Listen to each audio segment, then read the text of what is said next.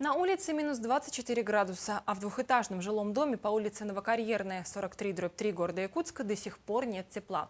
Жители этого дома в полном смятении и не знают, откуда ждать помощи. Наша съемочная группа направилась туда, чтобы разобраться в проблеме. Репортаж Александра Колмогорова. Жители дома по Новокарьерной 43/3 живут в экстремальных условиях. Двухэтажное здание находится в убогом состоянии. Здесь долгое время не проводили капитальный ремонт. А с приходом зимы жители и вовсе остались без тепла. Куда только они не обращались, в ответ слышат только обещания и отговорки.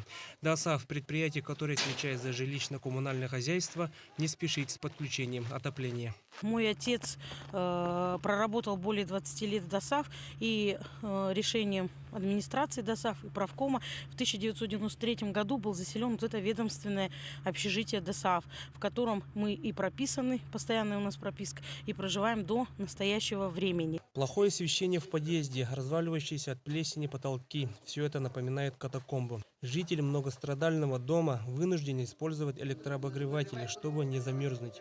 Но это не меняет ситуацию. Из-за холода в квартирах замерзает питьевая вода в емкостях, а электричество иногда не выдерживает напряжения, и люди остаются без единственного источника тепла. Руководство ДОСААФ объясняет ситуацию таким образом.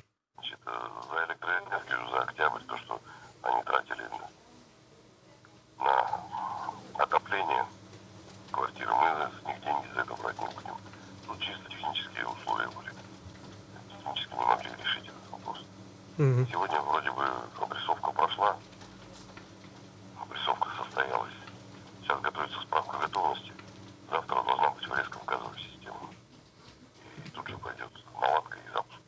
Если верить обещаниям руководства предприятия ДОСААФ, то запустить тепло планируют через 3 дня.